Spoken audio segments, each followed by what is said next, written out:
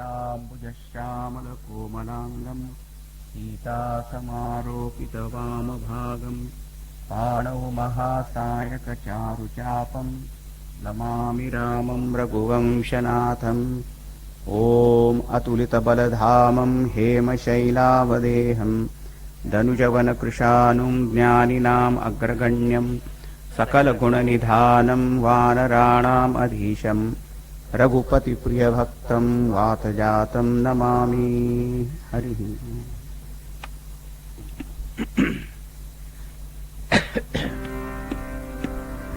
श्रीराम जय जय राम। श्रीराम जय जय राम।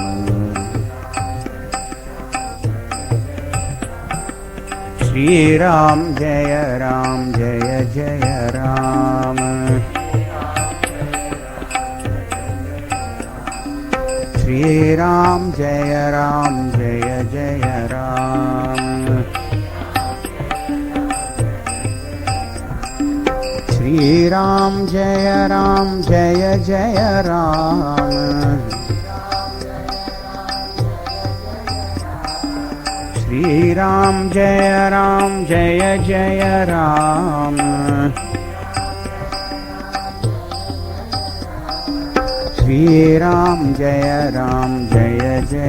जय जय राम। श्रीराम जय जय राम। श्रीराम जय जय राम। श्रीराम जय जय राम।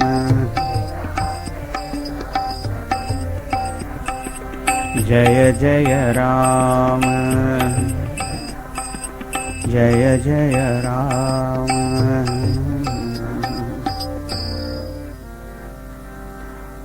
सियावर रामचंद्र की जय। पवन सुत हनुमान की जय। बोलो भाई सब संतन की जय।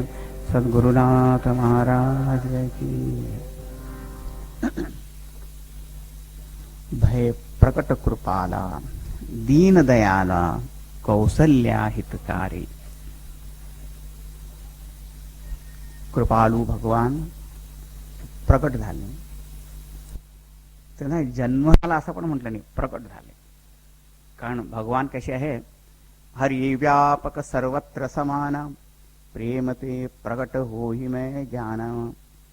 हरि कसे व्यापक आहे, सर्वत्र व्याप्त. आणि भगवान शिवजी काय म्हणतात की प्रेम ते प्रगट होई मैं जान. जिथे प्रेम असेल ना तिथे ते प्रगट होतात, प्रेमाने प्रगट होतात. आणि बाकी दुसऱ्या ठिकाणी दुसऱ्या कोणत्याही उपायाने होणार नाही. म्हणून दीनदयाला दीनदयाळू पण आहे आणि कौशल्य आहे तर काय, आणि कौशल्यावर विशेष त्यांचं प्रेम आहे. पण तो हित शब्द जो आहे ना, हित हित म्हणजे एक तर कल्याण हित असा पण अर्थ आहे. आणि याच्या रामायणात हित शब्दाचा अर्थ प्रेम या पण अर्थात वापरलेला आहे. तर कौशल्याचे हित करणारे आहे आणि कौशल्यवर आपल्या मातेवर त्यांचं पण अतिशय प्रेम पण आहे. आणि हर्षित महतारी, आणि महतारी म्हणजे आई, जी आई आहे ती अत्यंत प्रसन्न झाली. आणि ते कसं रूप कसं होतं, अद्भुत रूप विचारे, अद्भुत रूप. भागवतामध्ये पण काय म्हटलं ना, जेव्हा कृष्ण प्रकट झाले, तमद्भुतम बालकमांबुजक्षणम. अद्भुत बाल. अद्भुत म्हणजे काय, सगळंच काही अद्भुत होतं. साक्षात विष्णू रूपाने प्रकट झाले. शंख चक्र गदा पद्म लोचन अभिरामा तनु घनश्यामा निज आयुध भुजचारी भूषण वनमाला नयन विशाला शोभा सिंधू खरारे. शोभा सागर असे भगवान रामचंद्रजी कोणत्या रूपात प्रकट झाले, विष्णू रूपामध्ये. शंख चक्र गदा पद्म सहित. मला अद्भुत नाही तर मग काय. मग ते रूप पाहून माता कौशल्या हात जोडून नमस्कार करून आणि मग स्तुतीच करायला लागली. म्हणाले की तुझी स्तुती करायची तरी कशी, अनंत स्वरूप तुम्ही आहात. आणि माया गुण ज्ञान अतीत अमाना वेद पुराण बनंता. वेद पुराण सगळे काय म्हणतात की तुम्ही इंद्रिय अगोचर आहात, त्रिगुणातीत आहात आणि तुमच्या रोमरोमामध्ये ब्रह्मांड बसलेले आहे. बरं का, असे अनंत कोटी ब्रह्मांड नायक, आणि तुम्ही माझ्या गर्भामध्ये कसे काय ते मला समजत नाही. याच्या गर्भामध्ये करोडो करोडो कोटी कोटी ब्रह्मांड आहे. ते भगवान माया गर्भामध्ये आला. महत्व म्हणजे काही बुद्धी काम करत नाही. मम उरसो बासी यह उपहासी सुनत धीर मती थिर न रहे. आता काय झालं की हे भगवान या रूपात का प्रकट झाले. तुम्हाला आज सकाळी सांगितलं होतं की स्वयंभू मनू आणि शत्रुपाने तप केलं होतं, तर त्यांना भगवंतासारखे पुत्र पाहिजे होते. बरं का, भगवान म्हणाले की ठीक आहे, मीच पुत्र होऊन येईन. तेव्हा शत्रुपाने काय म्हटलं होतं की तुम्ही पुत्र रूपाने याल तेव्हा मला ज्ञान पण असलं पाहिजे, आणि म्हणून ते ज्ञान देण्यासाठी याच रूपामध्ये आले की पहा, मी मागे वर दिला होता आणि वचन दिलं होतं, ते वचन पूर्ण मी करतो आहे. असं नका समजू की रामराज्याची स्थापना केव्हा झाली. राम जेव्हा लंकेहून परत आले 14 वर्षांच्या वनवासानंतर, आणि मग त्यांचा राज्याभिषेक झाला, मग रामराज्य सुरू झालं, असं नका समजू. बरं का, या जन्मापासूनच सुरुवात केली. आणि धर्मपालनामध्ये वचनपूर्ती फारच मोठं अंग आहे. बरं का, हा, आता काय प्रॉमिसेस तर आपण खूप देतो सगळ्यांना, पण वचन पूर्ण करणं जरा कठीणच काम असतं. बरं का, आणि आपण वचन पूर्ण करत नाही म्हणून इतके कागदपत्र आणि कोर्ट कचेऱ्या आणि सगळे हे असतात, आणि ते सुद्धा असून काही होतं का. कारण ते कागदपत्र पण नष्ट होतात, नकली पण करतात, फोर्जरी पण करतात, सगळंच काही करतात. वचन पूर्ण जर करायचं असेल तर व्हायची जरूर काय. तर भगवान म्हणतात पहिले वचन पूर्ण करा. तर एक तर वचन त्यांनी पूर्ण केलं, आणि दुसरं काय की त्यांना ज्ञान पण दिलं पहिले. पण ती जेव्हा स्तुती करायला लागली ना तर आई, तर मग त्यांना वाटलं आता हे अशी नेहमी स्तुती करत राहील तर मग कसं काय चालेल. म्हणून प्रभू मुस्काना, भगवान थोडे हसले. पण आणि हसणं म्हणजे काय, भगवानाचं हसणं कसं आहे, भगवंताचं म्हणतात माया मोहित करतात. ते भगवंताचं हास्य कसं आहे, पण भगवान जे मोहित करतात ते सुद्धा निरनिळ्या प्रकार आहे. बरं का, कारण ते लोक सुद्धा अलग अलग निरनिळ्या प्रकारचे असतात ना. एक तर कशा भगवंताचे भक्त असतात, अशा भक्तांना पण ते मोहित करतात. पण ते मोहित कसं करणं काय आहे, त्यांच्या प्रेमाला वाढ होणं, प्रेम वाढत जातं. मग पण मोहत कारण म्हणजे का आपलं ऐश्वर लपवून ठेवतात. कारण त्यांना जर नेहमी असं हे ज्ञान झालं की हे तर भगवान आहेत, मग असं की जय जगदीश हरेच करतील, नेहमीच आरती करतील.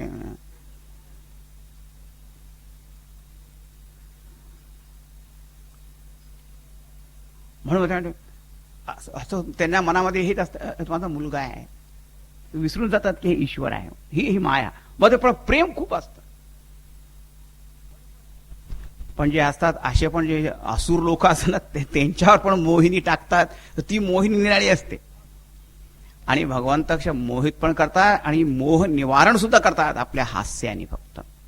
तर प्रभू मुस्काना, मग काय झालं, एकदम ती विसरूनच गेली ती. प्रभू मुस्काना चरित बहुत विधी कीनच आहे. कारण भगवंताची इच्छा काय होती की आता माझं पुष्कळ लीला करायची आहे, आणि पूर्वजन्माची कल्पाची कथा पण त्यांना सांगितली. तुम्ही असं तप केलं होतं म्हणून मी असं आलो आहे. आणि आईला काय म्हणाले की आता मी काय करू ते सांग, कारण आता मी पुत्र होऊन आलेलो आहे. मग मातृदेवो भव, जे आई सांगेल ते मुलांनी केलं पाहिजे.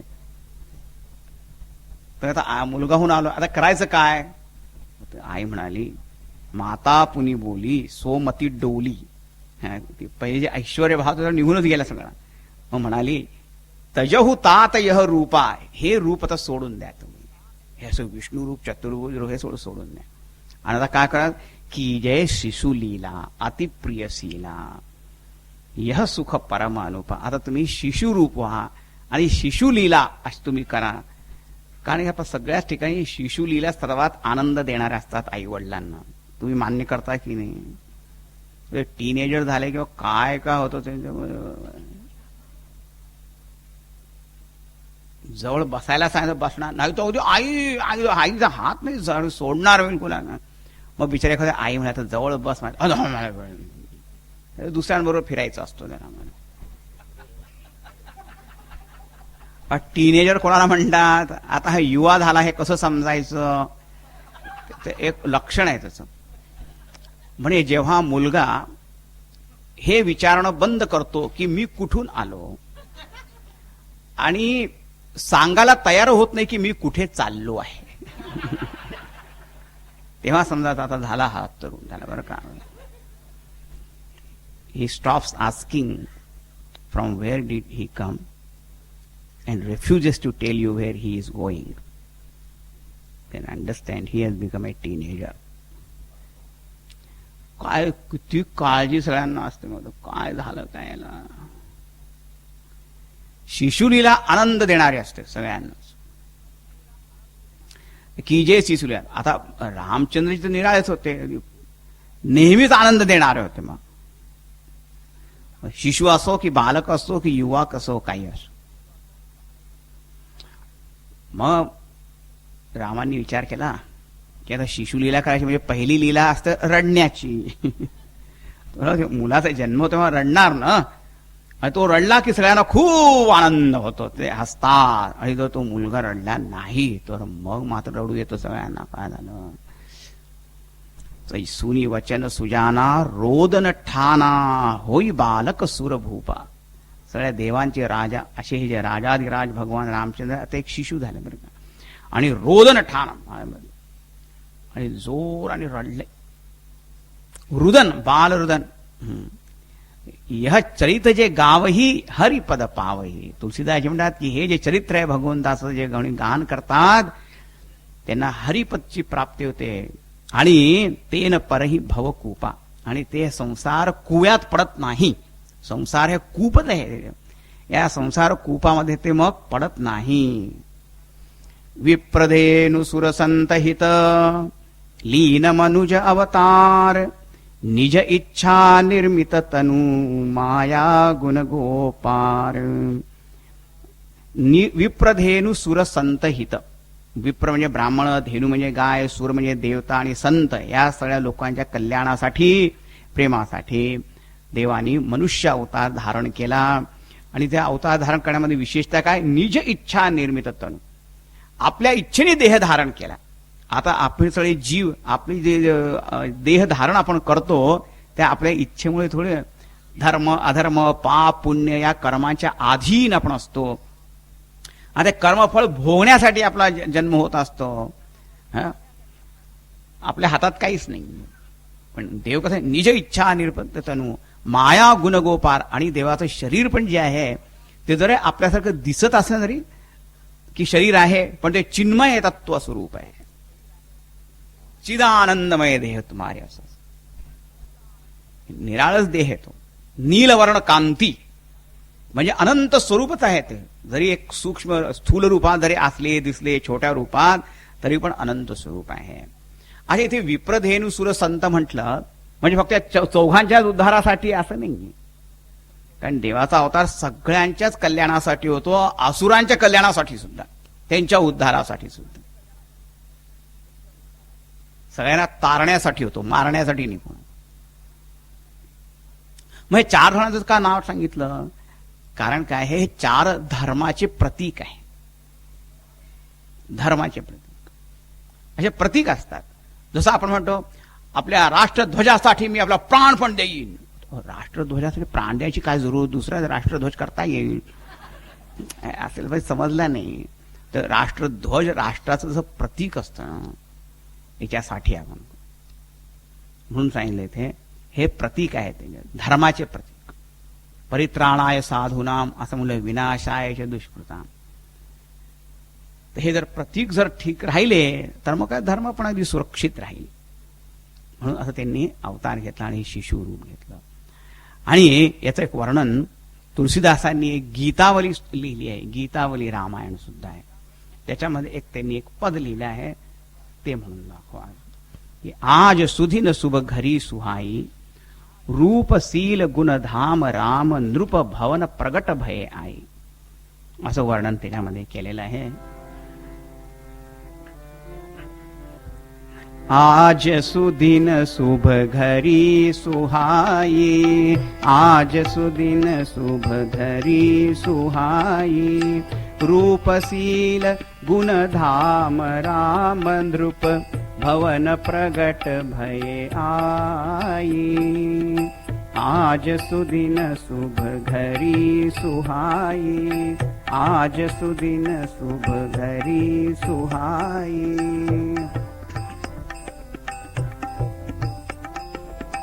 अति पुनीत मधुमास लगन ग्रह बार जोग समुदायी. अति पुनीत मधुमास लगन ग्रह बार जोग समुदायी.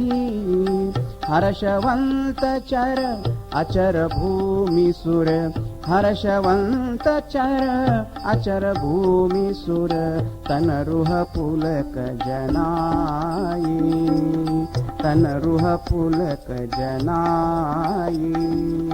आज सुदिन शुभ घरी सुहाई, आज सुदिन शुभ घरी सुहाई.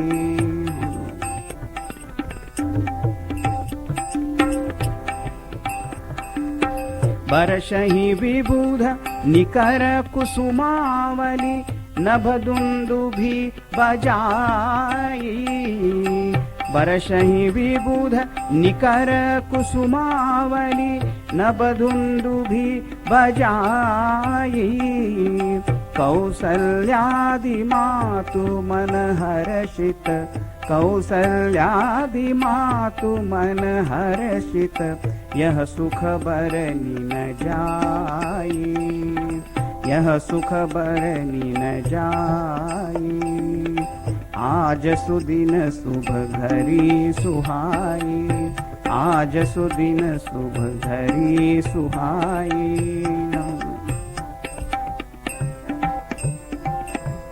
सुनि दशरथ सुत जन्म लिए सब, गुरुजन विप्र बोलाई. सुनि दशरथ सुत जन्म लिए सब, गुरुजन विप्र बोलाई. वेद विहित करि प्रिया परम सुचि, वेद विहित करि क्रिया परम सुचि, आनंद उर न समाई, आनंद उर न समाई.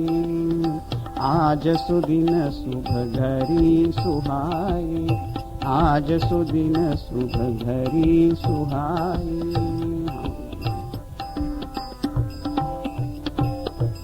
जय रघुवीर रघुवीर रघुवीर रघुवीर रघुवीर रघुवीर रघुवीर. जय रघुवीर चरण चिंतक तिन की गति प्रगट दिखाई. जय रघुवीर चरण चिंतक तिन की गति प्रगट दिखाई. अविरल अमल अनूप भगति दृढ़, अविरल अमल अनूप भगति दृढ़, तुलसीदास तब पाई, तुलसीदास तब पाई. आज सुदिन शुभ घरी सुहाई, आज सुदिन शुभ घरी सुहाई, आज सुदिन शुभ घरी सुहाई.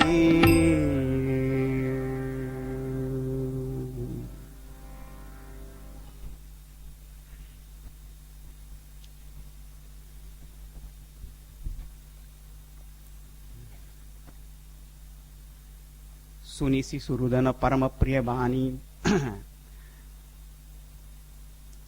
भगवान रामचंद्र शिशु होऊन आले, त्यांचं रुदन ऐकलं. मग काय झालं, कौशल्याच्या महालामध्ये एक दासी होती, पुष्कळ दासी होते, पण एक धावत आली आणि कौशल्या माताला इतका हर्ष झालेला होता ना, आणि जेव्हा माणसाला आनंद होतो की नाही तेव्हा तो उदार बनतो, असं वाटायला तयार होतो, घे घे घे. त्या दासीला त्यांनी काही दिलं असेल, गळ्यातली माळ वगैरे, आणि विचारला तुला काय पाहिजे, तू मागून घे. ती म्हणाली फक्त एकदा त्या मुलाला माझ्या मांडीत द्या, आणखी काही नको. माता तर खुश झाली होती, दिलं. आणि काय रामानं आपल्या मांडीत घेणं म्हणजे काय, ब्रह्मसंस्पर्श त्याला म्हणतात, की सुखेन ब्रह्मसंस्पर्शम अत्यंतम सुखमश्नुते, असं गीतेमध्ये सांगितलं. ब्रह्मसंस्पर्श झाल्यावर झालं काय, ती समाधीच गेली. ती दासी होती ना, भाव समाधीमध्ये. रुदन ऐकून दशरथ महाराज धावत आले की सुनी दशरथ सुत जन्म लिये सब गुरुजन विप्र बोलाई. सगळे विप्रजन आणि ब्राह्मण आणि गुरुजन सगळ्यांना घेऊन आले, धावत धावत आले. आणि वसिष्ठ ऋषींना म्हणाले, काहीतरी वेद मंत्र तर बोला ना, काही स्वस्ती मंत्र, चांगले चांगले मंत्र, शांती मंत्र काही म्हणा. ते म्हणाले की मी तर माझं नावच विसरून गेलो आहे. राम रूप पाहून मला माझं नावच आठवत येतं, वेद मंत्र कुठून आठवतील, स्वस्ती न इंद्रो वृद्धश्रवा, कुठे मंत्रच काही आठवत नाही. असं आनंद झाला. आणि एक आश्चर्य झालं, काय की मास दिवस कर दिवस भा मर मन जानई कोई. सूर्य भगवान आले होते ना तिथे मध्यान्हच्या वेळी, ते पुढे गेलेच नाही, सरकलेच नाही. 1 महिन्यापर्यंत तिथेच होत. असं म्हणतात की ज्या रथावर आरूढ होऊन सूर्य भगवान चालत, जे घोडे होते ते थांबले तसेच. आणि आश्चर्य म्हणजे कोणाला समजलंच नाही की 1 महिना झाला, दिवसच होता, रात्र झालीच नाही. मर मन जानई कोई रथ समेत रवि थाके निशा कवन विधी होई. अशी काय अवस्था झाली. आनंद आनंद. मग एकानंतर एक काय म्हणतात त्याला, न्यूज यायला सुरुवात झाली. एकदा काय होतं, आनंदाची बातमी यायला लागते ना, एकानंतर एक. एक जण अरे कैकेयीच्या महालामध्ये पण काय झालं, तिने पण एका मुलाला जन्म दिला. आता दशरथ महाराज समजत आता इकडे धावू की तिकडे धावू. रामाचा थोड्या वेळानंतर भरत, सुमित 2. आता काय म्हणतात की यांना कुठे 1 पुत्र पाहिजे होता, तर ते 4 पुत्र तिथं, आणि 4 पुत्र झाले. आणि ते 4 पुत्र काय असं म्हणतात की जे ब्रह्मतत्व आहे तेच हे 4 रूपामध्ये प्रगट झालेलं आहे, त्यांनीच हे रूप घेतलेलं आहे. साक्षात ब्रह्मच पगळ आहेत, राम लक्ष्मण भरत शत्रुघ्न. आता त्या अयोध्येत किती आनंद झाला असेल तिथे सांगता येईल का. राम जन्मला ग सखे, राम जन्मला. आनंद, गाणे म्हणतात सगळे, उत्सव उत्सव सगळे चालू आहे. अशा वेळी काय झालं की आमचे शिव भगवान आहे, त्यांची इच्छा झाली की आता त्या रामाला पाहून यावं. जायचं कसं, तिथे आले वेश परिवर्तन करून. तो गर्दी अशी होती की त्या महालामध्ये प्रवेश करूच शकले नाही. आतमधून येणाऱ्यांची गर्दी अशी लोट असा धक्का मारला तर ते सीधा शरवीच्या किनाऱ्यावर तीरावरच जाऊन पोहोचले. आता शिवजी आता करायचं काय, जायचं कसं काय. अरे हा मुलाचा जन्म झाला की सगळ्या आई वडिलांना वाटतं की याचं भविष्य कसं असेल, पत्रिका केली पाहिजे. मग शिवजींनी ज्योतिषाचं रूप धारण केलं. त्रिकालज्ञ सर्वज्ञ, एकदम त्या रूप पाहून काय काकभूषुंडी जे होते ना, कागभूषुंडी भगवंताचे फार मोठे भक्त, कावळ्याच्या रूपात राहतात, पण त्यांना वरदान असे की जेव्हा जे रूप पाहिजे ते घेऊन धारण करू शकतात. लगेच ते शंकर भगवान म्हणाले, मी तुमचा शिष्य होऊन येतो. तर ते शिष्य म्हणे, कारण एक गुरु स्वतःच कसा काय सगळ्यांना सांगेल की मी अमुक अमुक आहे. एक शिष्य पाहिजे, सगळ्यांना माहिती काय कोण आहे पाहिजे. ठीक, हा ऐका ऐका ऐका. कैलास शिखराहून परमज्ञानी काय काय त्याची इतकेच विशेषण त्यांच्यावर लावून, ज्योतिषी, हस्तरेखा विज्ञान, जन्मकुंडली करण्यामध्ये, भविष्य सांगण्यामध्ये आणि त्रिकालज्ञ सर्वज्ञ असे हे ज्योतिषी आलेले आहे. त्यांचं नाव शंकर आहे. असं का?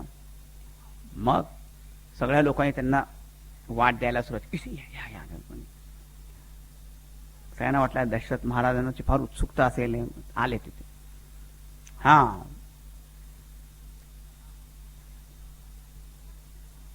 दशरथ महाराज म्हणाले, आमच्या इथे मुलगा झालाय, त्याची पत्रिका तुम्ही करा. हे माझे पत्रिका, यावेळेस गणित करण्याची कोणाची इच्छा असेल त्यावेळेस गणित सगळं. म्हणे शिष्य काय म्हणतात, आमचे गुरु हस्तरेखा पाहून भविष्य सांगतात. महाराज म्हणाले की इतके लहान बाळाचे होते, हस्तरेखा पण तर स्पष्ट नसतात.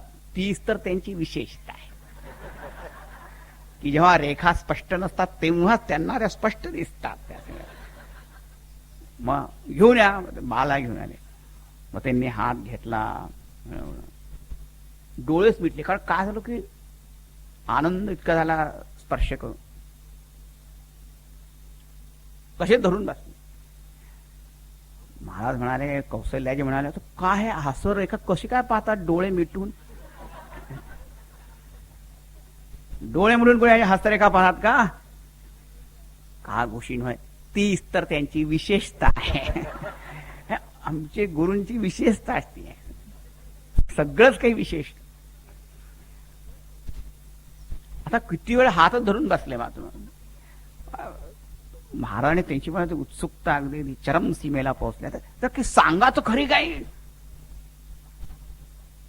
असा सांगतो. आता ह्या मुलाचं काय भविष्य मी सांगणार? कारण हा सर्व जगाचं भविष्य करणारा, निर्माण करणारा असा आहे, भविष्य बनवणारा असा मुलगा आहे. सगळे ईश्वरीय गुण सगळे त्यामध्ये प्रकट झालेले आहे. पण एक सांगतो, आता हा जेव्हा थोडासा मोठा होईल, किशोर अवस्थेमध्ये येईल, तेव्हा एक ऋषी यांना आपल्या बरोबर वनामध्ये घेऊन जाण्यासाठी येतील. तर दशरथ महाराजांना ते मुळीच आवडलं नाही. वनामध्ये? अरे काय तुम्ही सांगता काय? पण तुम्ही घाबरू नका, ते वनामध्ये घेऊन जाते. आता तुम्हाला हा मुलगा झालाय, तो तुम्हाला तो कसा मुलगा पाहिजे? संन्यासी झालेला पाहिजे की त्याचं लग्न वगैरे झालेलं पाहिजे? लग्न वगैरे झालेलं पाहिजे बरं का, संन्यासी वगैरे तो नका. तो संन्यासी कुठे जाऊन बसेल मग काय? मग म्हणून सांगतो, ते ऋषी येतील, घेऊन जातील आणि फार सुंदर रूपवती, शीलवती, गुणवती अशा मुलीशी लग्न करून मग ते घेऊन येतील. मग ठीक आहे, then that is okay, that is fine, चालेल. मग चालेल. सांगत होते ना, आनंद होत होता. आता कागभूषणजी म्हणाले, गुरुजी आता तुम्हीच हात धरून बसलाय, मला पण काही शिकवा ना थोडस. त्यांना पण हात धरायचा होता. तर मला पण काही धरून सांगू दे की हे काय असतं. आता ते गुरु शिष्य त्यांचा संवाद सुरू झाला. आता कौशल्याजी, दुसरे राणी, दशरथ महाराज हे म्हणाले, काय चाललंय यांचं काही समजत नाही. मग रामचंद्र सुद्धा त्या शंकर भगवंताकडे पाहता नाही. आता पुढे करा, आता मला पुढे पण काही काम करायचं आहे ना. चला चला. मग महाराज विचारतात, काय दक्षिणा देऊ? दक्षिणा काय? एकदा पुन्हा हात लावू द्या त्याला, आणखीन काय. असं इतकं सुंदर सुंदर कथा.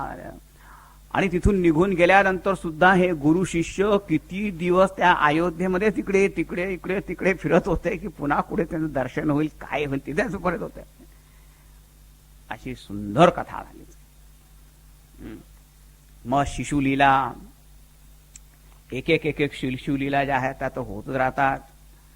मग रामचंद्र, भरत, लक्ष्मण, शत्रुघ्न सगळे आहेत थोडेसे वाहतात. मग काय झालं की आता जेव्हा रूपातीत भगवान रूप धारण करून येतात, मग त्याचं नाव पण ठेवायला पाहिजे ना.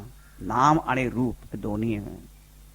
आपल्या घरी मुलाचा जन्म आणि नावच ठेवलं नाही तर कसं चालेल की ते ए असं कसं कसं म्हणत चालतंय ना. आणि जर 2-3 मुलं असतील तर मग नाव तर पाहिजेच. आता नामकरण संस्कारासाठी गुरु वसिष्ठ यांना बोलवलं गेलं. वसिष्ठ ऋषींना बोलवलं आदर सहित. आणि वसिष्ठ महाराजांना सांगितलं दशरथ महाराजांनी की येत आहे यांचं तुम्ही नामकरण तुम्ही करा, कारण तुम्ही तर त्रिकालज्ञ सगळ्यात. नाव कसं असलं पाहिजे की ते नामाचे जे गुण आहे त्याच्यामध्ये प्रकट झाले पाहिजे.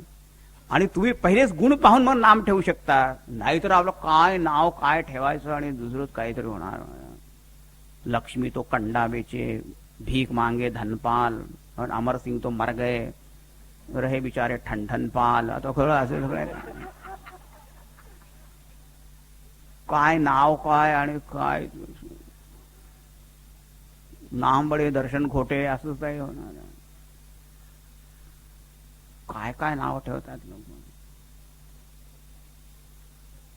आणि मुलांचं काय, घराचं काय, आपल्या दुकानांचं काय, कुठे कशी कशीच्या नाव लिहितात.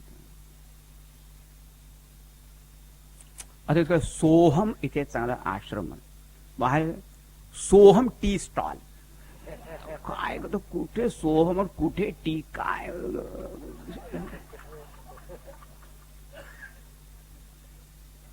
वाटते नाव थोडं गणेश छाप बिडी काय काय ते करतात ते सांगतात येत नाही.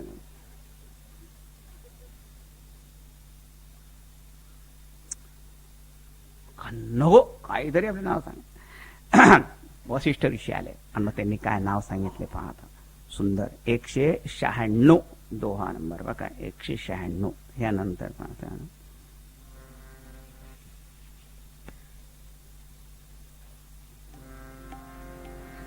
कछुक दिवस बीते एहि भांति, जातन जानिय दिन अरुराति, नामकरण कर अवसरु जानी, भूप बोली पठये मुनि ज्ञानी, करी पूजा भूपति अस भाषा, धर्य नाम जो मुनि गुनी राखा, इनके नाम अनेक अनूपा, मैं नृप कहब स्वमति अनुरूपा, जो आनंद सिंधु सुख राशि, सी करते त्रैलोक सुपासी, सो सुख धाम राम अस नामा, अखिल लोक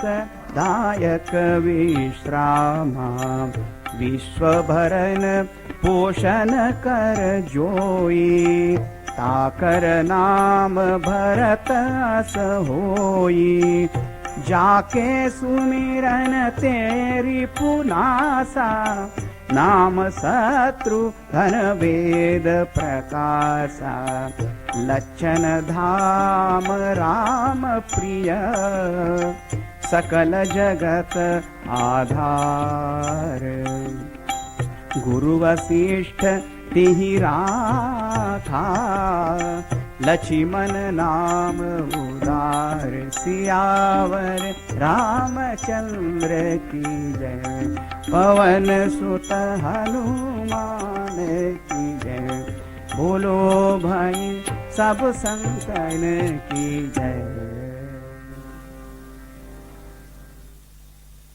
आनंदामध्ये दिवस जात होते. महाराजांना आठवण झाली की नामकरण संस्कार झाला पाहिजे. मग अत्यंत आदराने त्यांनी वसिष्ठ ऋषींना बोलवलं. त्यांची पूजा करून की धैर्य नाम जो मुनी गुणी राखा. तुम्ही त्यांचे नाव तुम्ही विचार करून ठेवलाच असेल की तर नाव काय ठेवायचं. हो, आजकाल सुद्धा काय पुष्कळ लोक आमच्याकडे म्हणतात स्वामीजी ते नाव सांगा ना असं. पण मला आता अनुभवाने समजलंय की काही सांगू नये, कारण त्यांच्या मनामध्ये काहीतरी पहिलेपासून असतं त्या नावावर का. मग तुम्ही दिलं ठेवतच नाही ते नाव. म्हणून आता आम्ही काय करतो, त्यांना विचार तुम्ही कोणचं नाव तुम्ही विचार केले सांगा, तुम्ही जरा सांगा.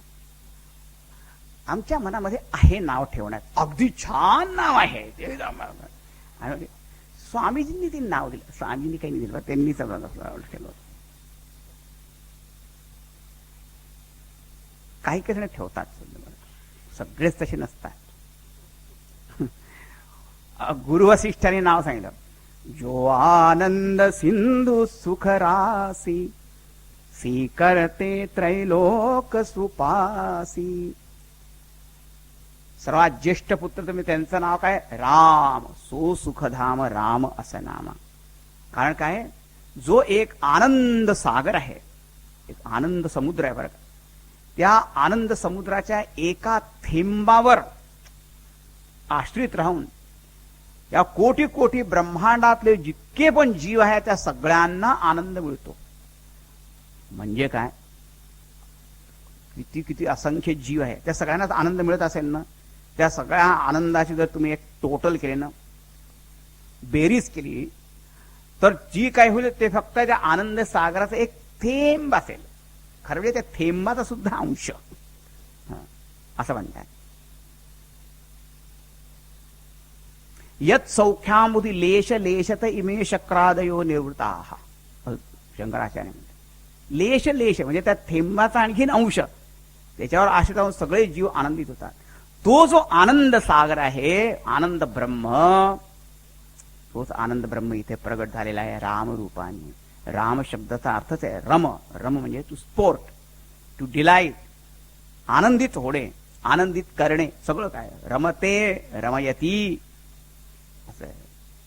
सगळ्यांना आनंदित करणारं जे तत्व आहे आनंद स्वरूप, तेच हे राम आहे. राम म्हणजेच आनंद स्वरूप. सो सुखधाम राम असं नामा अखिल लोकदायक विश्रामा. त्यांचं नाव राम होईल. आणि जे छोटे जे आहे, विश्व भरण पोषण कर जोई ताकर नाम भरत असं होईल. भरत म्हणजे काय, भरण पोषण करणार. या संपूर्ण जगाचं भरण पोषण करणारा जो आहे तो भरत, त्याचं नाव भरत होईल.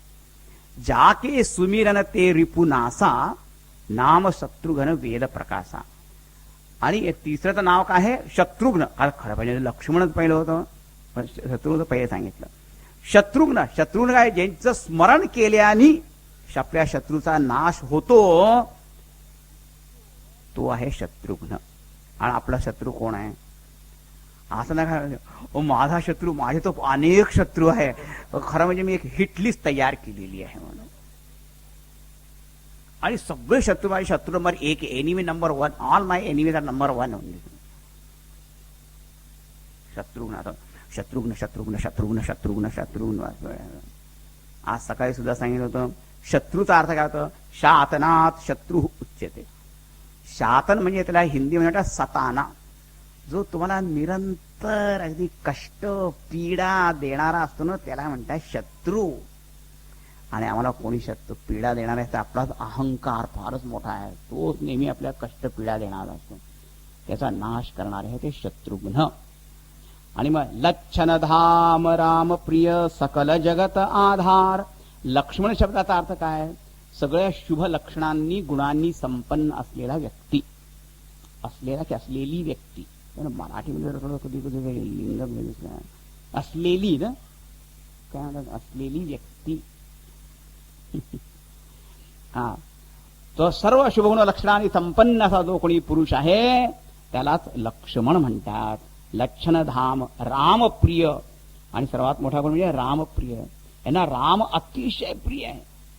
रामांना कोणी जर काही म्हटलं ना, पुढे नुसता अपमान होईल असं जर वाटलं तरी त्यांचा संताप, क्रोध आहे. आणि रामांना पण हे अतिशय प्रिय आहे. सकल जगत आधार, संपूर्ण जगाताचे आधार आहे. आणि गुरु वसिष्ठ तेही राखा, लक्ष्मण नामोदार. त्यांचं नाव लक्ष्मण ठेवलं. राम, भरत, लक्ष्मण, शत्रुघ्न. आता सुमित्रा कशी होती? 2 पुत्र झाले. त्या एका पुत्राला तर रामाच्या सेवेमध्ये दिलं आणि दुसऱ्या पुत्राला सेवकाच्या सेवेमध्ये, भरताच्या सेवेमध्ये दिलं. स्वतःसाठी काहीच नाही. अशी ती होती श्रेष्ठ माता. अच्छा, आता काय झालं मग? एक सांगायचं तुम्हाला, जे लोक वेदांत अध्ययन करणारे इथे बसलेले असतील त्यांच्यासाठी बरं काय, थोडस ऐकून घ्या.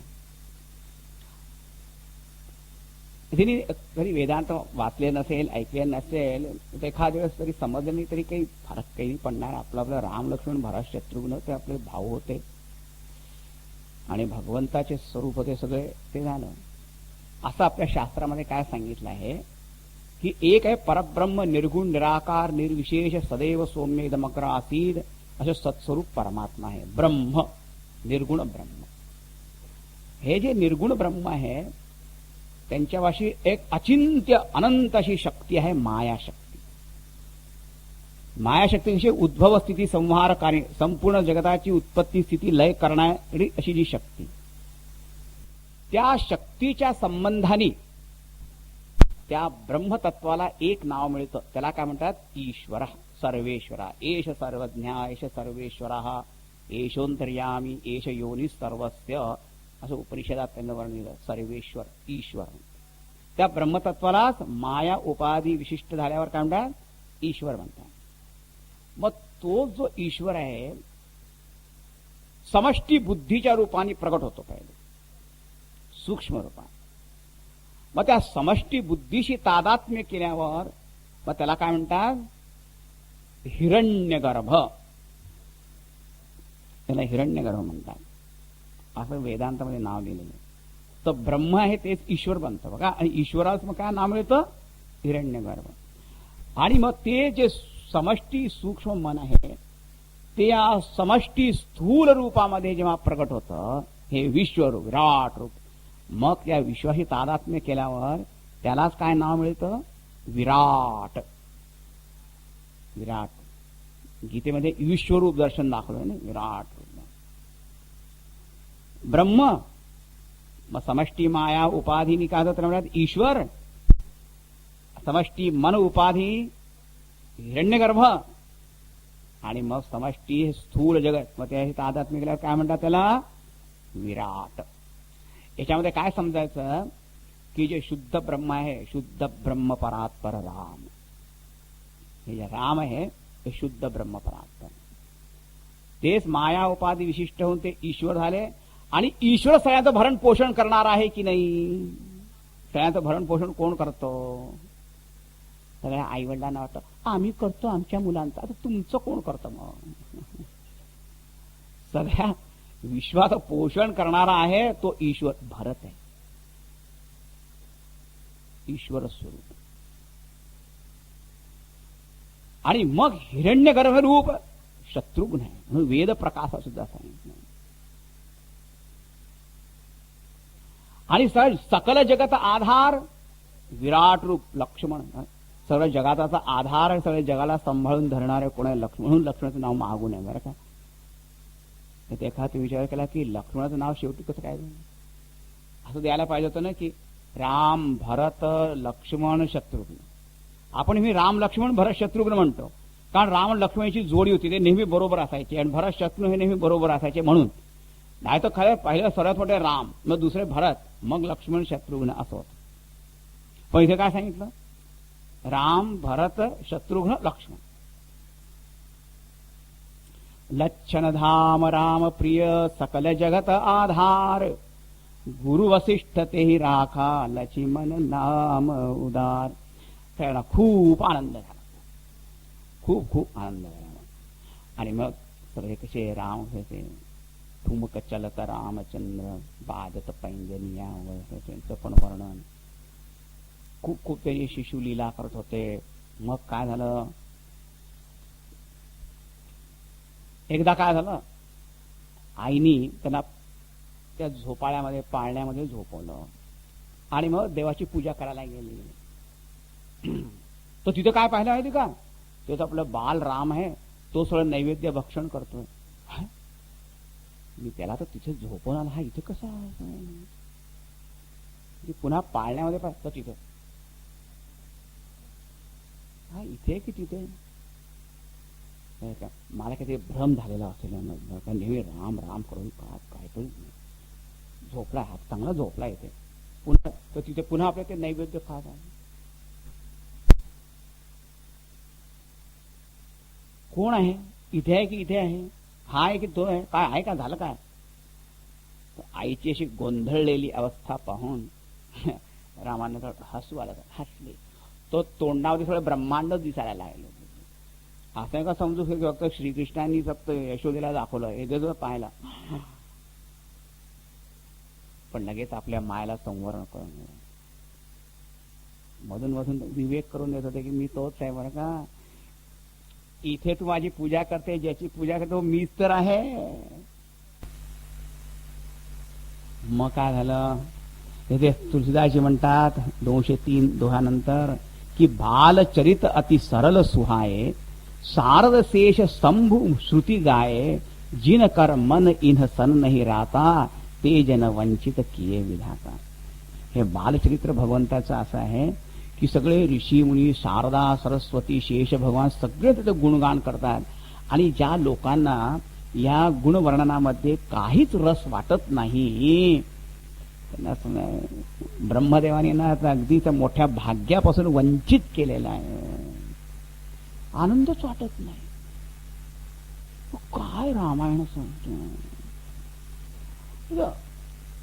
वर्ल्ड कप क्रिकेट चाललंय ते तुम्हाला पाहिजे नाही. वर्ल्ड कप सुद्धा पावसला, काय तुम्ही रामायण, किती एक्साइटमेंट चालली आहे साऊथ आफ्रिकेमध्ये. काय अरे रामायण नको, काय ते म्हणजे मंदा सुमंद मतया मंद भाग्या ही उपद्रता. पुराणामध्ये वर्णन मंद भाग्य. आता काय झालं, भये कुमार जबही सब भ्राता. आता कुमार अवस्थेमध्ये आले.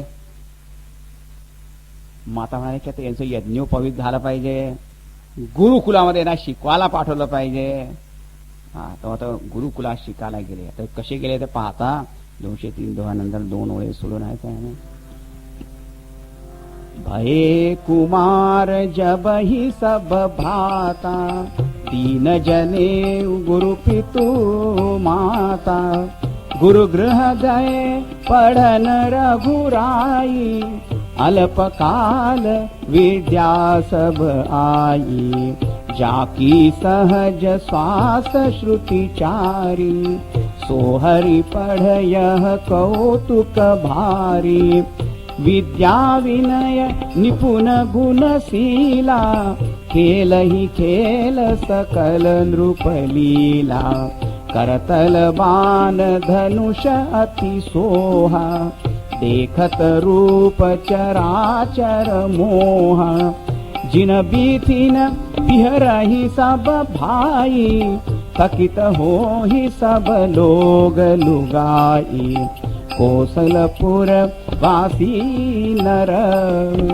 नारी वृद्ध अरुबाल, प्राणहु ते प्रिय लागत, सब कहूँ राम कृपाल, सियावर रामचंद्र की जय, पवन सुत हनुमान की जय, बोलो भाई सब संतन की जय. यज्ञोपवीत संस्कार त्याचा केला बरं का. यज्ञोपवीतम परमं पवित्रम. यज्ञोपवीत आजकाल ते यज्ञोपवीत एक सुद्धा ते काय लग्नाच्या 1 दिवस आधी एक काहीतरी गळ्यामध्ये टांगायचं.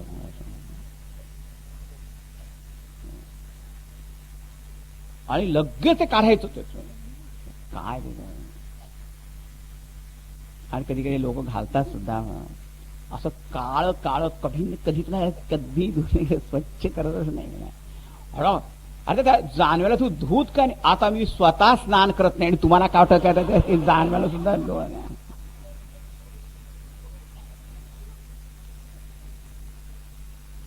मधून मधून मी आमच्या ब्रह्मचार्यांना सुद्धा विचारत असो दाखवतो तसं जाणवं ते कसं आहे ते जरा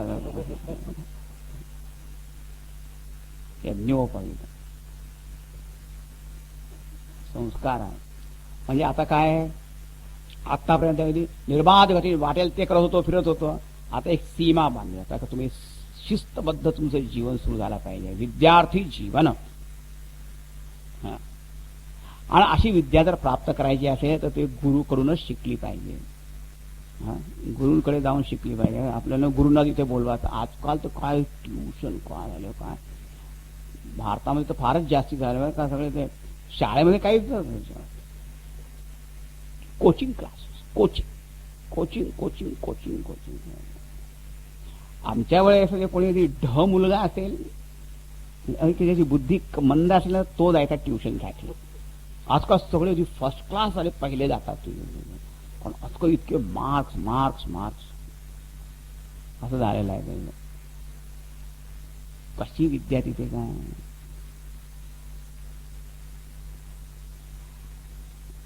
आता गुरुग्रह राजकुमार सुद्धा गुरुग्रह राहायचे. गुरुकुल गुरुकुल या गुरुकुल पासून स्कूल शब्द पण बनलाय बरं का. गुरुकुल या गुरुकुलमध्ये जर गुरु शब्द जर काढला त्यांना गुरुलाच काढायचं असतं खरं म्हणजे. तर गुरु शब्द जर काढला तर तो होईल काय कुल आणि त्या कुलाचं स्कूल म्हणतात बरं काय स्कूल झालं. तो गुरुग्रह गये पढन रघुराई अल्पकाल विद्या सवाई. आणि अल्पकालामध्ये सगळी विद्या प्राप्त केली. आता गुरुकडे गुरु वसिष्ठांकडे जाऊन ते शिकले बरं. कृष्ण भगवान सुद्धा सांदीपनी ऋषींकडे जाऊन शिकले. ती विद्या मिळवू इथे स्वामी स्वरूपानंद एक फारच सुंदर एक ते पद आहे ना. विद्या कशाला म्हणतात ती विद्या कशी असली पाहिजे. आजकाल तर कशी विद्या काय कोणी मला सांगत होतं ना सगळे लोक कसे झाले परीक्षार्थी विद्यार्थी कोणीच नाही. आणि एका माणसाने मला सांगितलं की हिंदीमध्ये विद्यार्थीचा अर्थ काय होतो माहिती का. विद्यार्थी तसा शब्द अर्थ म्हणजे काय धन अर्थी म्हणजे इच्छा करणारा विद्येची इच्छा धरणारा करणारा त्याला म्हणतात विद्यार्थी. ज्याला विद्येशिवाय आणखी काहीच नको विद्यार्थीचे सुखम त्यजेत. सुख काही नाही सरळ सोडायचं फक्त विद्या. मग काय झालं आता विद्या तर नकोच. एक शब्द आहे हिंदी भाषेमध्ये त्याला म्हणतात अर्थी. अर्थी म्हणजे जी प्रेत यात्रा होते ना त्याला म्हणतात अर्थी उसकी निकाली आहे. म्हणजे विद्यार्थी म्हणजे जो विद्येची अर्थी काढतो त्याला म्हणतात विद्यार्थी. हे झालेलं आहे ते. विद्यार्थीची परिभाषा पाहिजे तर कठोपनिषद वाचलं पाहिजे. नचिकेता विद्याभीप्सिनम नचिकेत संमन्ये. विद्या ग्रहण करायची होती ते यमराजांकडे जेव्हा गेलं धर्मराज तर किती प्रलोभन देतात भय दाखवतात. तर मला तर तेच पाहिजे हीच विद्या पाहिजे मला दुसरं काही नको. गुरुग्रह गये पढन रघुराई. आता तुलसीदासजी म्हणतात की ज्या की सहज श्वास श्रुतिचारी सोहरी पडय कौतुक भारी. असं म्हणतात की सारे वेद जे आहे यस्य निश्वसितम वेदा असं म्हणतात. भगवंतांनी जे श्वासोच्छ्वास केले त्याच्यामध्ये वेद निर्माण झाले. म्हणजे आपण श्वासोच्छ्वास किती अगदी सहजतेने घेत असतो त्या प्रकारे त्यांनी वेदांचं ज्ञान दिलेलं आहे. ते भगवान विद्या शिकायला त्यांकडे कोणाकडे जायची आवश्यकता आहे का. पण हे त्याला म्हणतात धर्मपालन. आता मनुष्य रूपामध्ये आले आहे तो मातृदेवो भव पितृदेवो भव आचार्य देवो भव आणि गुरुग्रह तिथेच जाऊन विद्या ग्रहण केली पाहिजे असं सांगितलं. आचार्यात प्राप्त विद्या आचार्यापासून जी प्राप्त केली असती विद्या त्यालाच एक दृढता मिळते प्रतिष्ठा मिळते बरं का. नाहीतर काही नाही. सेवा केली पाहिजे गुरूंची सेवा करायची आणि मग सेवेमध्ये राहून मग जे ज्ञान प्राप्त केलं जातं ती विद्या ददाती विनयम. अशी विद्या जी आहे ती विनय म्हणून सांगितले विद्या विनय निपुण गुणशीला. विद्या तीच आहे जे माणसाला विनय नम्रता शीलता शिकवणारी आहे, त्यालाच म्हणतात विद्या. ज्याने आपला अभिमान वाढत असेल ती अविद्याच आहे. सगळी विद्या ग्रहण केली म्हणजे इथे शिष्य धर्म पण त्यांनी दाखवला बरं का. या पूर्ण बालकांडामध्ये जे बालक कुमार किशोर अवस्थेमधले जे धर्म पालन आहे ते सगळं दाखवलेलं आहे. मातृदेवो भव, पितृदेवो भव, आचार्य देवो भव, सगळे धर्म पालन करून दाखवले त्यांनी रामचंद्रांनी. मग सगळी विद्या ग्रहण करून ते परत आले आणि परत आल्यावर इथे सांगितलंय रोज सकाळी उठून आपलं नियमात सगळं काम करून मग आपल्या वडिलांकडे जायचे, नमस्कार काय त्यांना विचारायचं आज आम्हाला काय काम आहे, आदेश काय आहे, आणि जो जो आदेश दिला तो आदेशचं पालन करायचं.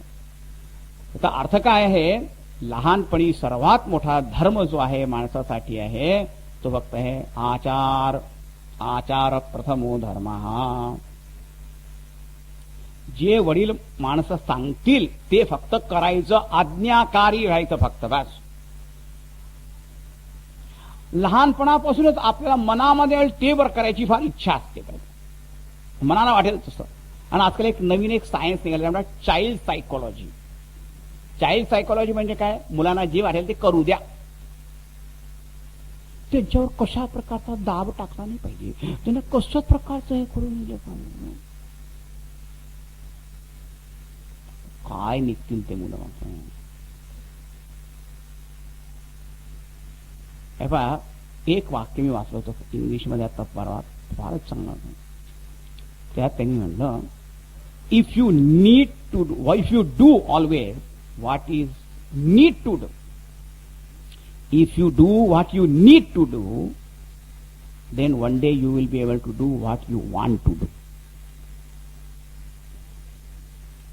आपल्या दैनिक जीवनामध्ये रोज जे करणं आवश्यक आहे, अनिवार्य आहे, कर्तव्य आहे, ते जर आपण अगदी नीट करत राहिलो बरं का, जे करायला पाहिजे ते जर आपण नियमाने जर केलं तर मग अशी एक शक्ती सामर्थ्य प्राप्त होते की मग आपल्याला जे करायचं आहे ते करण्याची शक्ती येते.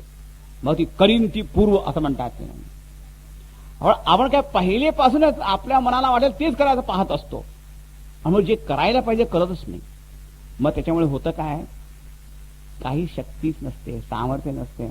मग आपण म्हणतो किती मनामध्ये काय काय स्वप्न होते. ध्यास एक हृदयी धरुनी स्वप्न रंगवाने, दैव कोपयेता सारे सर्वही. पाहतच राहिलं, सगळे स्वप्नच राहिले. एक म्हण आहे फार सुंदर, if you want to realise your dream you have to keep awake. तुम्हाला तुमच्या स्वप्नाला जर खरं करायचं असेल तर जागं राहावं लागतं, नेहमी जागं राहावं लागतं, जागृत राहावं लागतं. स्वप्न जे करायला पाहिजे ते करत नाही, मग ते मनासारखं करायची ताकदच नसते. इथे फार सुंदर धर्म सांगितला. पहिला काय, if you don't stand for something you fall for everything.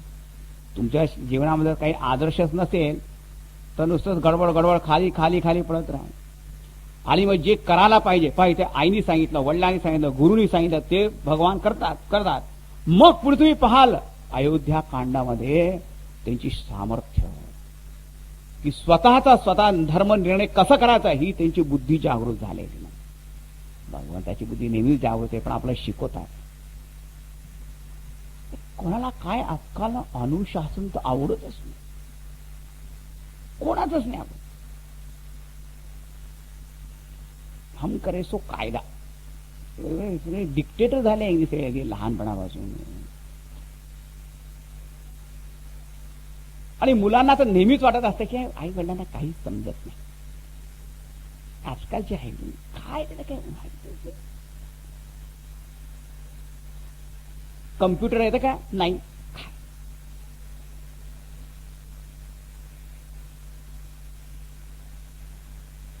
ज्याला असं वाटेल तर काय समजेल.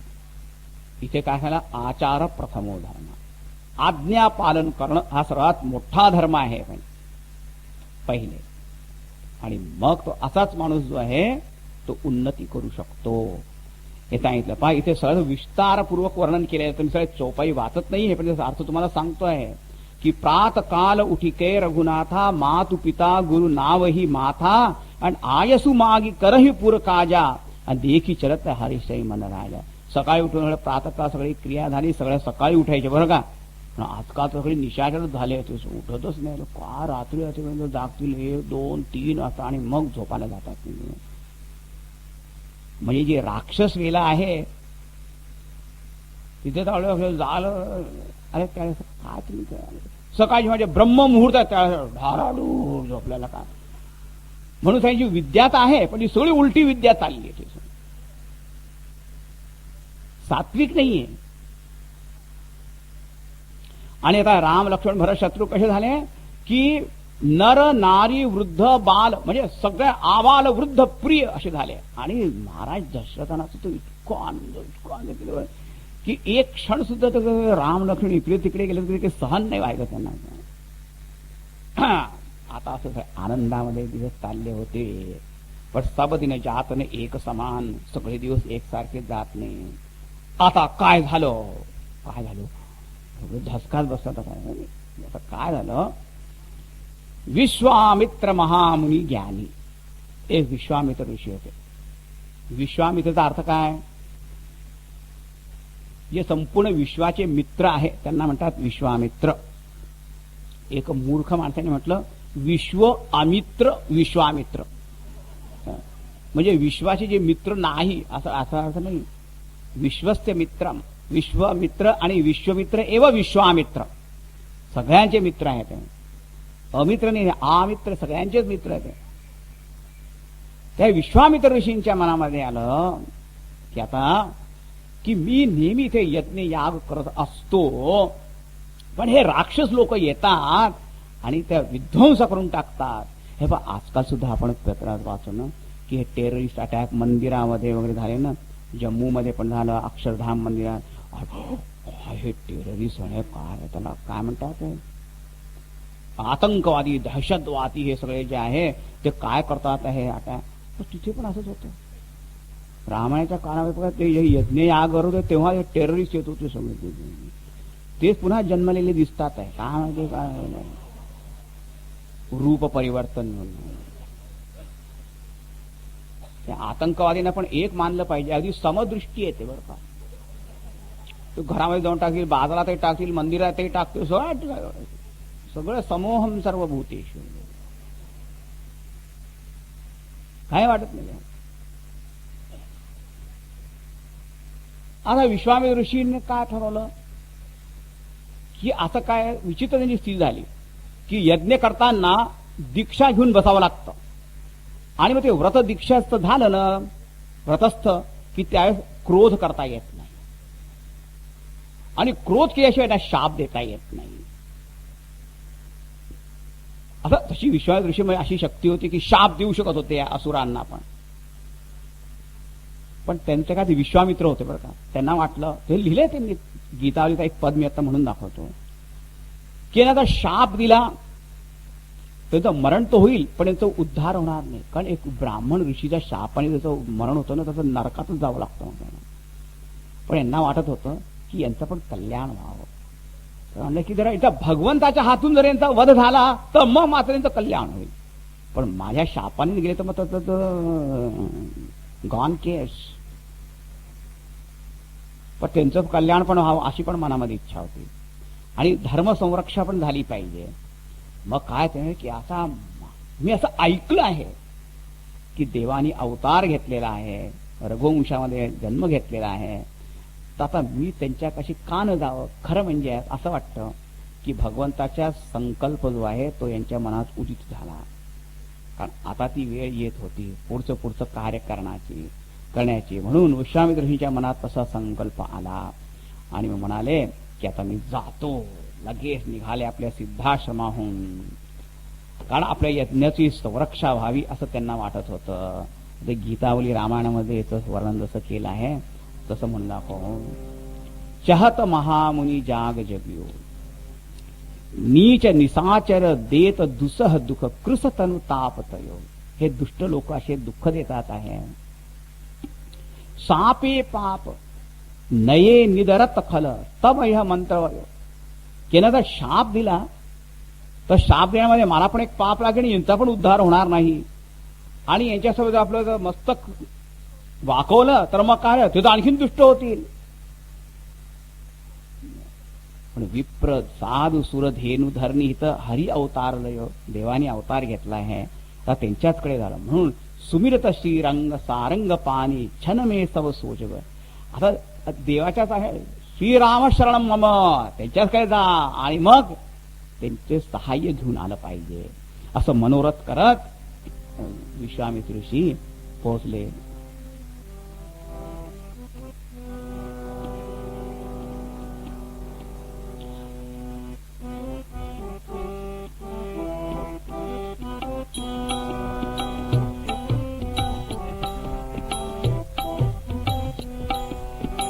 चहत महामुनि जाग जयो, चहत महामुनि जाग जयो.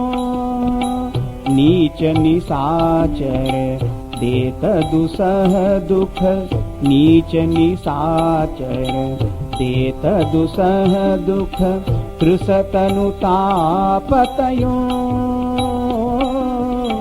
चहत महामुनि जाग जयो, चहत महामुनि जाग जयो.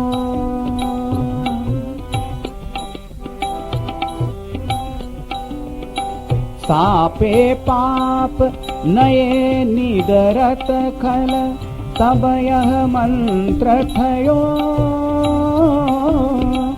विप्रसाधु सुरधेनु धर निहित हरि अवतार लयो, हरि अवतार लयो, हरि अवतार लयो. चहत महामुनि जाग जयो, चहत महामुनि जाग जयो.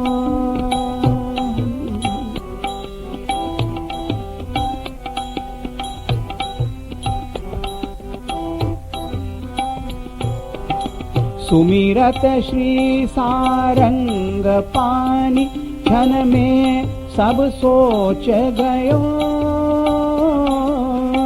सुमिरत श्री सारंग पानी क्षण में सब सोच गयो. चले मुदित कौशिक कौशलपुर सगुन निसाथ दयो, सगुन निसाथ दयो, सगुन निसाथ दयो. चहत महामुनि जाग जयो, चहत महामुनि जाग जयो.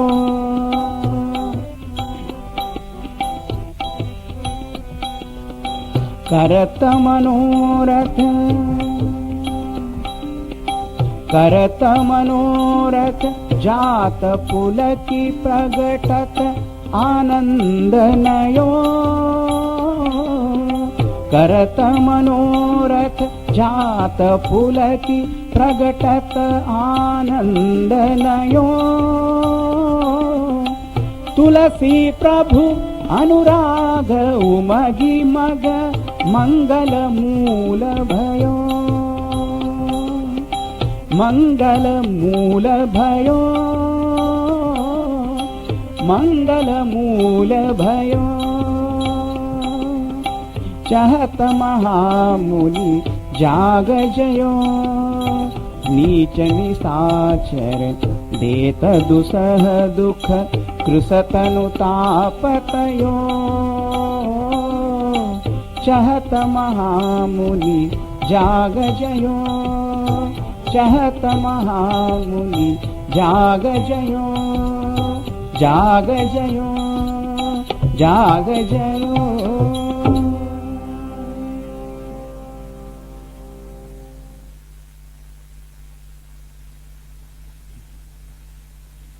विश्वामित्रूंच्या मनामध्ये काय की आज आपला यज्ञ तो सफल झाला पाहिजे, आणि म्हणून ते दशरथ महाराजांकडे जायला निघाले की राम आणि लक्ष्मण माझ्यासोबत तुम्ही पाठवा, असं त्यांच्या मनामध्ये इच्छा होती.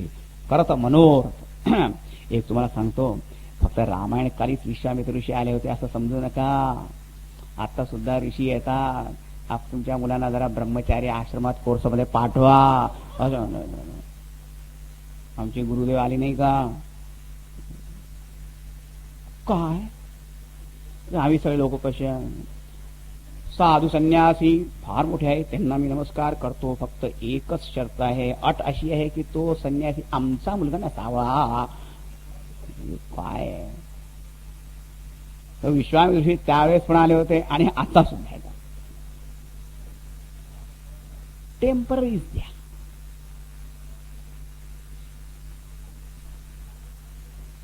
आता आमच्या विषयामध्ये आम्ही एक असं सुद्धा कोर्स करणार आहे. फक्त 4 महिन्याचं त्यांना ट्रेनिंग देऊन फक्त असं की 2 वर्ष तुम्ही फक्त मिशनच्या सेवेसाठी द्या, आणि त्याच्यानं तुम्हाला नोकरी देण्याचं सुद्धा काम आम्ही करू.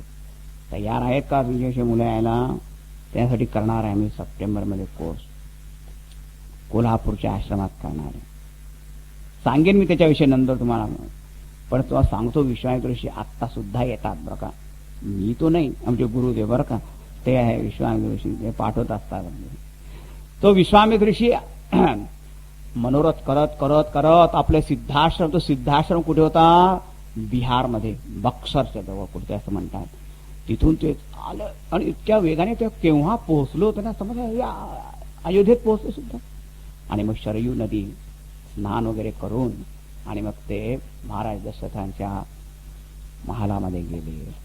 आणि मुनी आगमन सुनाजव राजा, हे 206 नंबर. दशरथ महाराज तर प्रसन्न झाले. इकडे विश्वामित्र ऋषी स्वतःहून आमच्या घरी आले की साधू संत येती घरा तोशी दिवाळी दसरा असं म्हणतात. आणि ते विश्वामित्र ऋषी सारखे ऋषी स्वतःहून तिथे आले तर आमचं फार महत् भाग्य. पण मनामध्ये फार भीती पण वाटत होती. आणि असे मोठे असे गृहस्थ आल्यानंतर आणि ते मान सन्मानामध्ये कुठे काहीतरी चूक झाली आणि यांना कुठे राग आला काही, तर मग मात्र काही खरं नाही. अशी सुद्धा विश्वामित्रशी तशी ख्याती पण होती थोडीशी, तेजस्वी. म्हणून आल्याबरोबर त्यांनी सगळ्या आपल्या ब्राह्मण समाजाने त्यांची पाद प्रक्षालन वगैरे सगळी पूजा वगैरे सगळी केली. आणि मग तिथे आपल्या सिंहासनावर त्यांना तिथे बसवलं, स्वतः त्यांच्या आपल्या चरणापाशी बसून. आणि त्यांची पुन्हा पुन्हा पाद्य पूजा म्हणतो ती पण केली. राम लक्ष्मण कोणाला बोलवलं नाही, म्हणजे पहिले यांना प्रसन्न होऊ द्या बरं का. आणि ते मग सगळं झाल्यानंतर मग पाहू का ते आनंदात आहे, मग राम लक्ष्मण सगळ्यांना बोलवायचं. अच्छा, मग भोजन वगैरे सुद्धा त्यांना करवलं. मग ते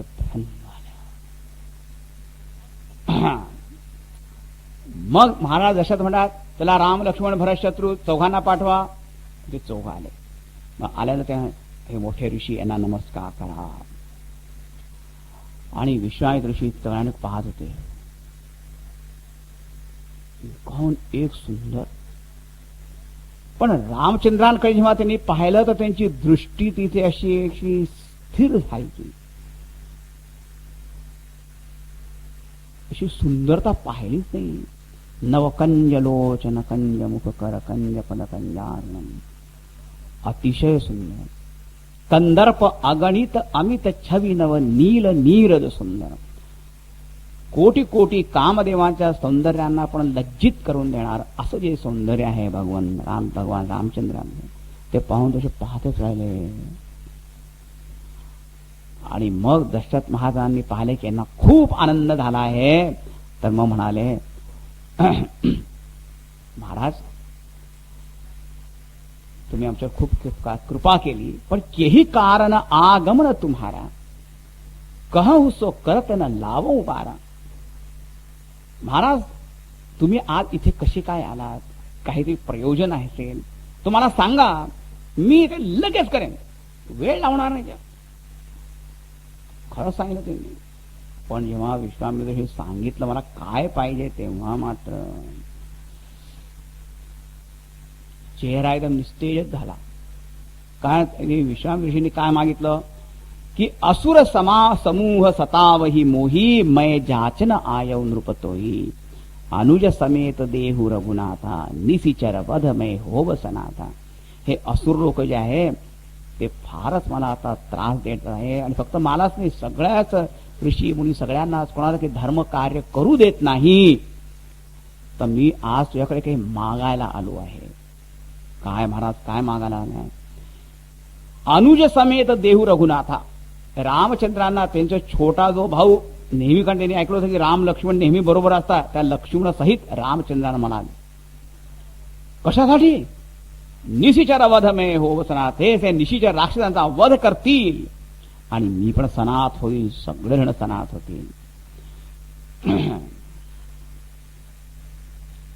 आता महाराज दशरथांनी काय म्हणत होतं, तुम्हाला काय पाहिजे ते सांगा. की तुम्ही सांगायची फक्त वेळ तेवढीच, ते काम झालं असं समजा असं म्हटलं होतं बरं का. आता त्याप्रमाणे त्यांनी काय सांगायला पाहिजे होतं? यांनी जेव्हा म्हटलं मला राम आणि लक्ष्मण पाहिजे घ्या असं म्हणायला पाहिजे होतं. काहीच तोंडातून शब्दच नाही. तेव्हा ऋषी म्हणाले देहू भूप मन हर्षित. तू भूप आहे. भूप म्हणजे पृथ्वीचं पालन करणं हेच कर्तव्य आहे तुमचं आणि त्याच्यासाठी मी जर मागतो तर दिलं पाहिजे. देहू दिलं पाहिजे आणि ते कसं दिलं पाहिजे? हर्षित मन, प्रसन्न चित्ताने ते दिलं पाहिजे. घ्या घ्या घ्या असं अशा प्रकारे नाही, प्रसन्न होऊन. तजहू मोह अज्ञान. आणि मनामध्ये जे मोह अज्ञान आहे त्याला सोडा. कारण मला माहिती आहे तुमच्या मनामध्ये असेल की दोहो राम लक्ष्मण इतके लहान लहान आणि ते असे अवाढव्य पर्वता काय सगळे राक्षस असून आणि हे ते कसे काय त्यांना मारतील. मनामध्ये तुम्हाला असं विचारायचं असेल, पण तुम्हाला माहित नाही की हे कोण आहे. साक्षात ईश्वर आहे आणि ते या धर्म संस्थापनेसाठीच आलेले आहे. परित्राणाय साधूना विनाशाय दुष्ट. तुम्हाला माहित नाही याच्यासाठीच ते आलेले आहे. आणि तुम्ही जर हे आता तुम्ही स्वतः वचन दिलं होतं मला की जे पाहिजे ते मागा आणि मग मी आता मागितलं. आता तुम्ही जर द्या धर्म सुयश प्रभुत्व नको, तर तुम्ही त्या वचनाचं जर पालन केलं तर तुम्हाला सुद्धा धर्म पालन केल्याचं सुयश प्राप्त होईल. आणि इनकः अति कल्याण. आणि राम लक्ष्मण यांचं सुद्धा कल्याण होणार आहे. माझं तर कल्याण होईल, यांचं पण कल्याण होईल, सगळ्यांचं कल्याण होईल म्हणून तुम्ही द्या. पण सुनी राजा अति अप्रिय बाणी हृदय कंप मुख दुती अकुमुलानी. ऐकून राजाची तर स्थिती कशी झाली होती. कारण त्यांचं काय होतं मनामध्ये की रामाला पाहिल्याशिवाय मी तर जिवंत राहू शकत नाही. आणि वनामध्ये घेऊन जायचं कसं काय. हृदय जे आहे ना कंपित झालं, भीती वाटायला. आणि म्हणाले महाराज आज दशरथ महाराजांची बोलण्याची हिंमत काय झाली माहिती का. नाही तर विश्वामित्र ऋषींना असं कोणाशी बोलण्याची हिंमत होईल का की तुम्ही विचार करून मागितलं नाही असं म्हणण्याची इच्छा कोणी ताकद आहे. पण दशरथ महाराजांनी म्हटलंच महाराज चौथे पण पायव सुतचारी. मला काही तरुण अवस्थेमध्ये मुलांची प्राप्ती झाली नाही, वृद्धावस्थेमध्ये प्राप्त झाली आहे. आणि तुम्हाला माहितीच आहे की वृद्धावस्थेमध्ये जर मूल बाळ झालं तर मग तो केवढं तो सगळा काय जीव त्याच्यामध्येच कसा असतो. विप्र वचन नाही कहेहू विचारी. विचार करून तुम्ही काही मागितलेलं दिसत नाही.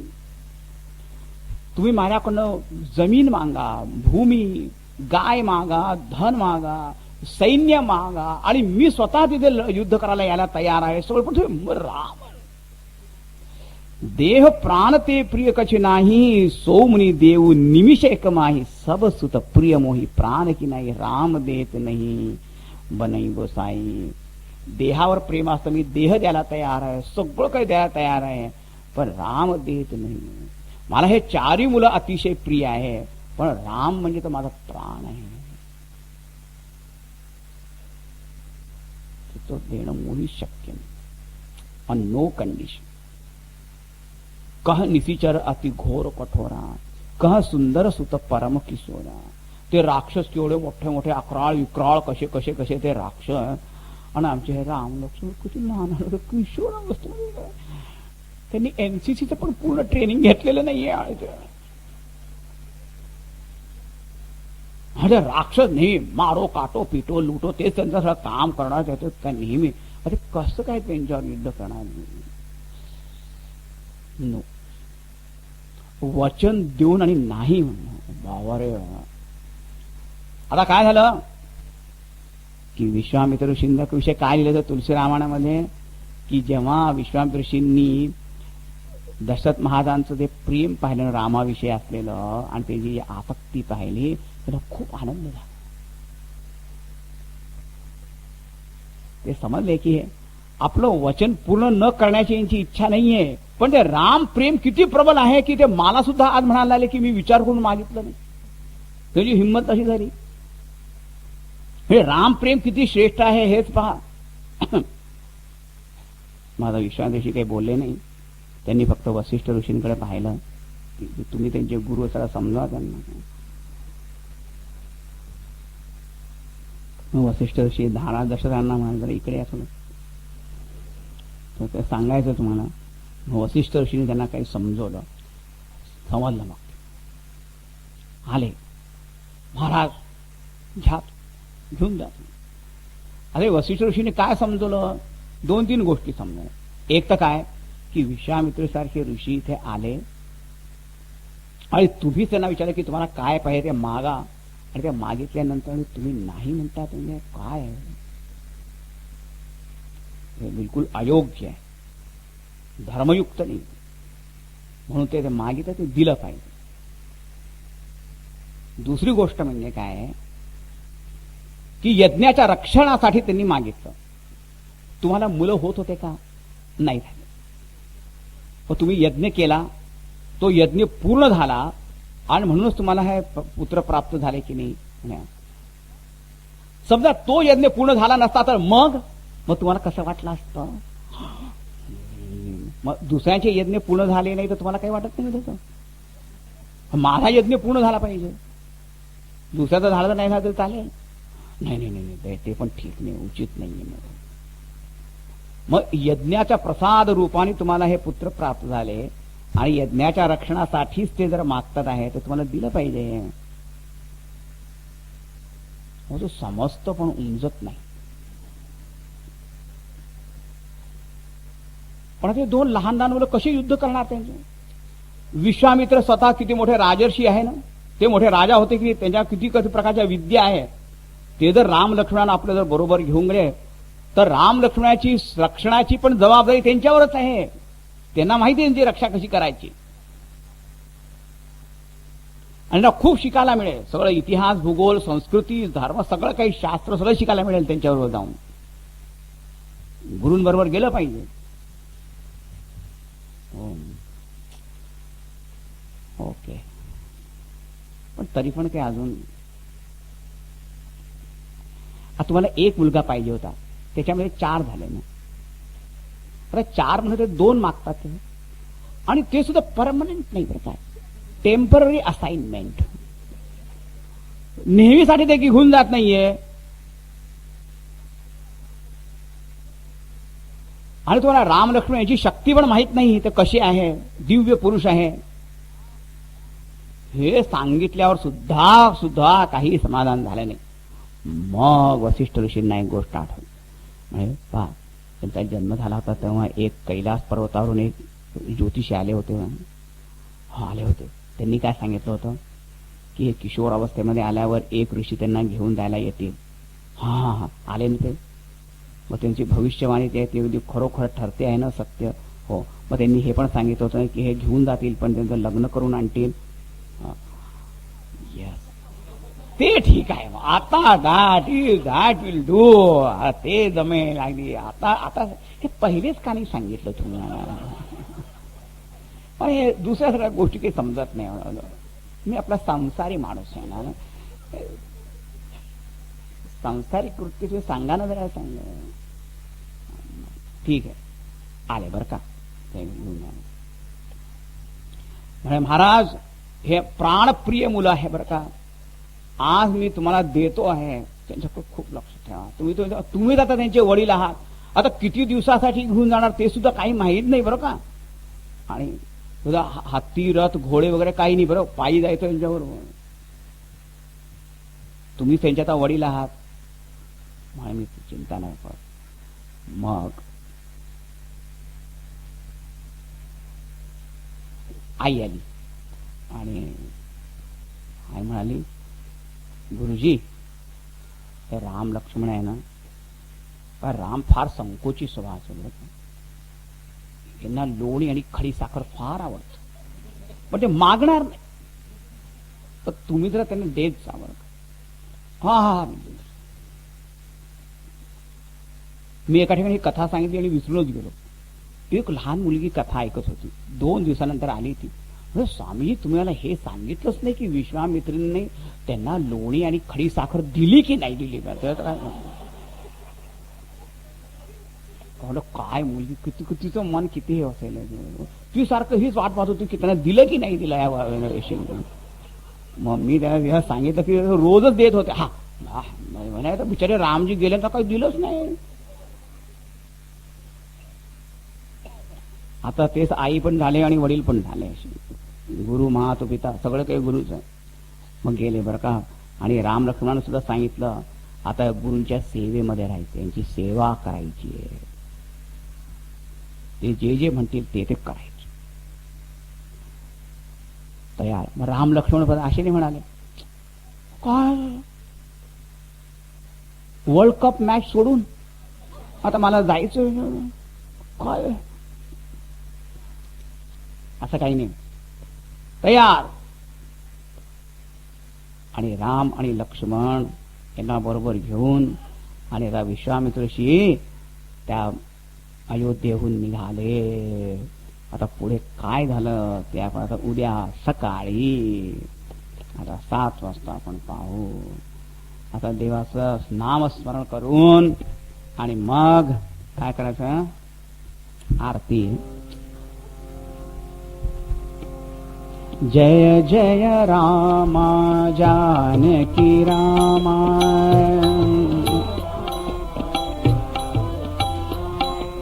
जय जय रामा जानकी रामा,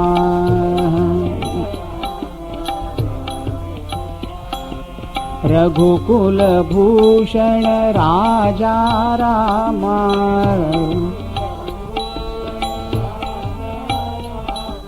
रघुकुल भूषण राजा रामा,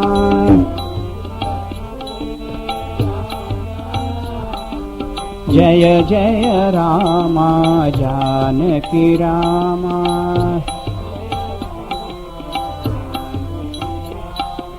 श्री राम जय राम जय जय रामा,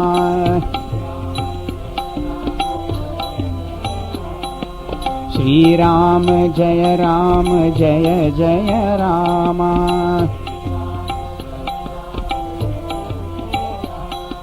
श्री राम जय राम जय जय रामा,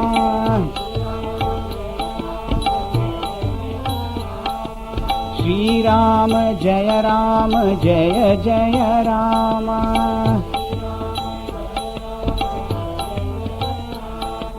श्री राम जय राम जय जय रामा,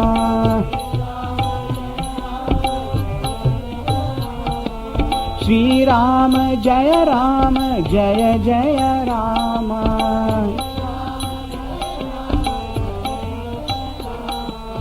जय जय रामा जानकी रामा,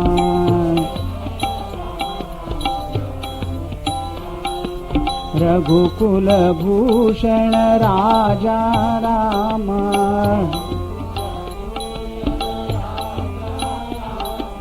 जय जय रामा जानकी रामा,